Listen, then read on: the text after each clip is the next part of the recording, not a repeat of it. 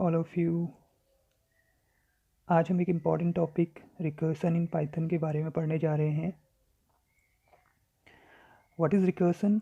Recursion is a programming technique in which function call itself. कहने का मतलब ये है कि फंक्शन जब अपने आप को कॉल करता है तो उस प्रोसेस को हम रिकर्सन बोलते हैं। In recursion function call itself directly और इनडायरेक्टली। दो तरीके से फंक्शन जो है अपने आप को कॉल कर सकता है, डायरेक्ट रिकर्शन और इनडायरेक्टली भी कॉल हो जाएगा, तो उस केस में वो इनडायरेक्ट रिकर्शन कहलाता है। एग्जाम्पल यहाँ पर मैंने दिए हुए हैं, हम इनको ध्यान से देखेंगे तो एक पहले वाले एग्जाम्पल में एक डेफिनेशन बनी हुई है सम की, और उसी डेफिनेशन के अंदर से सम फंक्शन दोबारा से कॉल हो रहा है। दैट मीन्स डायरेक्ट कॉल हो रहा है फंक्शन अपनी डेफिनेशन के अंदर से ही सम फंक्शन, तो इसे बोलेंगे हम direct recursion. In the second case में हम देख रहे हैं कि दो डेफिनेशन बनी हुई हैं ए और बी, और हो क्या रहा है कि बी जो है वो ए की डेफिनेशन से कॉल हो रहा है और ए जो है बी की डेफिनेशन से कॉल हो रहा है। तो इस केस में ऐसे केस को हम बोलते हैं इनडायरेक्ट रिकर्शन। कॉलिंग हो रही है लेकिन इनडायरेक्टली कॉल हो रहा है।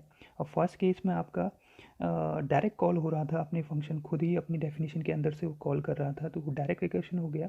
और किसी दूसरे फंक्शन से अब हम उसको कॉल करते हैं तो उसको इनडायरेक्ट रिकर्शन बोलते हैं। एक इम्पॉर्टेंट चीज़ हमें इसमें देखनी है, वो है बेस केस और रिकर्सिव केस। एक्चुअली क्या होता है कि जब फंक्शन कोई कॉल होता है, रिकर्सिवली कॉल होता है, तो वो infinite number of times call हो सकता है, क्योंकि उसको कहीं पर भी टर्मिनेशन नहीं मिलता। So a recursive case should be able to understand where to stop recursion, otherwise loop will continued and finally shows an error. कहने का मतलब है कि रिकर्सिव केस में जब हम रिकर्शन हो रहा है तो आपका कंट्रोलर जो है वो बार बार कॉल हो रहा है और कॉल होते जा रहा है, अनलिमिटेड टाइम कॉल होते जा रहा है, और एक टाइम ऐसा आएगा कि वो आपको एक एरर शो कर देगा। तो आपका इनफाइनाइट टाइम रन होकर के वो आपका एरर शो हो गया। ठीक है, अब हमें क्या करना है कि उस प्रोग्राम को एक ऐसी जगहों पर टर्मिनेट करना है ताकि आपका प्रोग्राम का कंट्रोलर वापस मेन प्रोग्राम में आ सके। उसी को हम बोलते हैं बेस केस। तो base case help us to avoid the above condition. कौन सी कंडीशन को? जो रिकर्सिव केस वाली कंडीशन आ रही थी जहाँ पर हमारा लूप कंटिन्यू हो रहा था बार बार, उसको अवॉइड करने के लिए हमारे पास एक बेस केस होता है।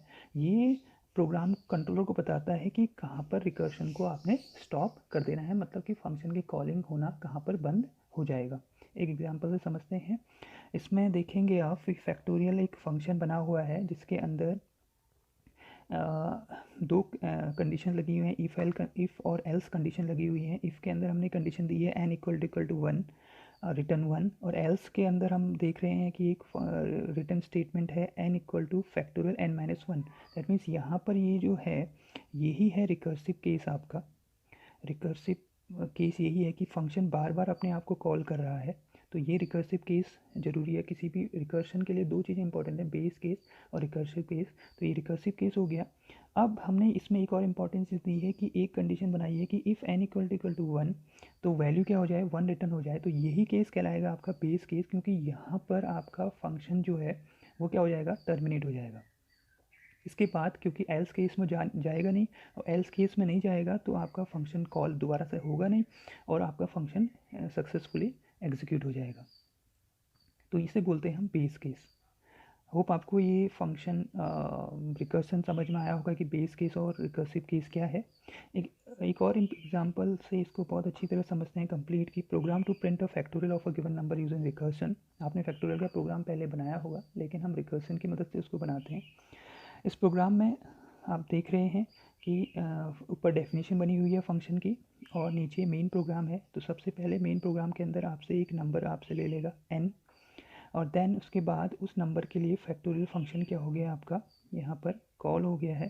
फैक्टोरियल कॉल होते ही कंट्रोलर जो है आपका फंक्शन की डेफिनेशन के अंदर जाएगा और वहाँ चेक करेगा कि n की वैल्यू 1 तो नहीं है।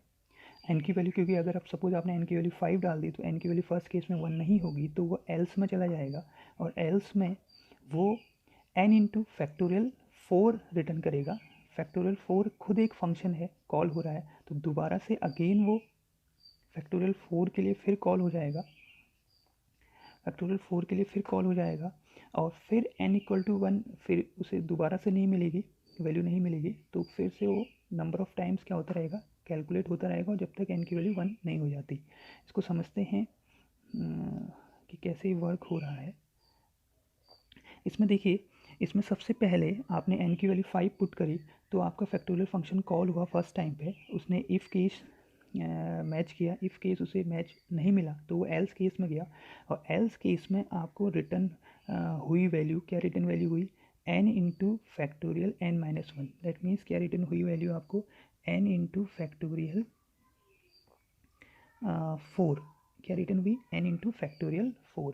अब आप देख रहे हैं कि ये फैक्टोरियल 4 क्या है, फिर से एक फंक्शन क्या हो रहा है, दोबारा से कॉलिंग हो रही है। फैक्टोरियल 4 क्या है, एक कॉलिंग स्टेटमेंट है।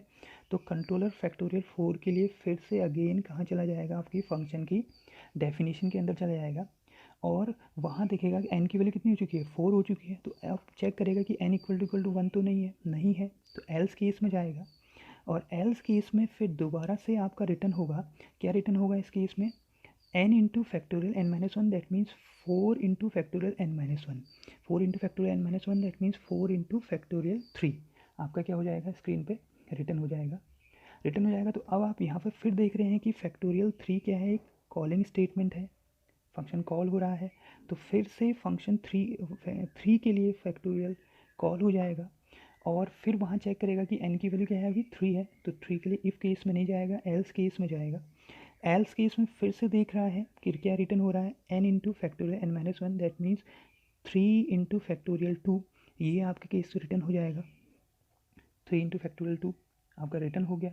रिटर्न होने के बाद आपका फिर आप देख रहे हैं कि यहाँ पर फैक्टोरियल 2 जो है फिर से फंक्शन कॉल हो रहा है, फिर से फंक्शन कॉल हो रहा है, तो अगेन कंट्रोलर जो है फंक्शन की डेफिनेशन के अंदर जाएगा, फंक्शन की डेफिनेशन के अंदर जाएगा, उसके बाद वहाँ n की वैल्यू 1 अभी भी नहीं है, तो एल्स केस में जाएगा, और एल्स केस में क्या रिटर्न करेगा, आपका 2 into factorial n-1, that means 2 into n-1 का मतलब 2 माइनस 1, तो क्या रिटर्न करेगा आपका 2 इंटू फैक्टोरियल 1, ये रिटर्न कर देगा।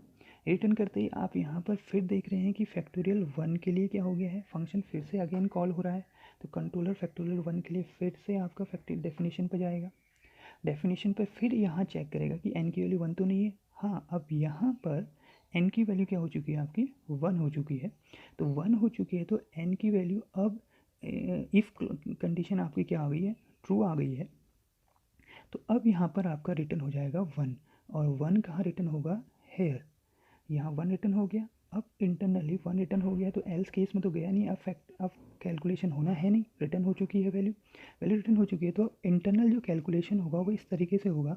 सबसे पहले 2 इंटू 1, क्योंकि 2 इंटू फैक्टोरियल 1 था, फैक्टोरियल 1 ने क्या रिटर्न करा, 1 रिटर्न करा, तो 2 इंटू 1 2 हो जाएगा।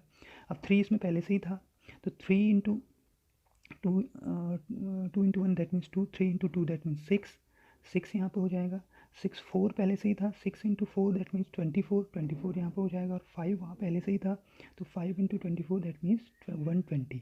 आपकी कैलकुलेट हो गई क्या, 120 वैल्यू, तो फैक्ट के अंदर क्या आ जाएगी, आपकी क्या वैल्यू आ जाएगी, 120 वैल्यू कैलकुलेट होके आ जाएगी कि 5 का जो फैक्टोरियल है वो कितना हो गया, 120 हो गया। और अब आप तब जाके जब उसको प्रिंट कराएंगे तो आपके स्क्रीन पर लिखा हुआ आएगा, the factorial of 5 is 120। Hope आपको ये समझ में आया होगा कि प्रोग्राम का एग्जीक्यूशन कैसे हो रहा है रिकर्शन की मदद से, कि रिकर्शन में नंबर ऑफ़ टाइम फंक्शन कैसे कॉल हो रहा है, कौन क्या बेस केस होता है और कौन सा रिकर्सिव केस होता है। अगर आपको ये वीडियो पसंद आया है तो इसे लाइक करें, शेयर करें, और इस चैनल को सब्सक्राइब करें, कमेंट सेक्शन में जाकर कमेंट ज़रूर करें। मिलते हैं अगले वीडियो में।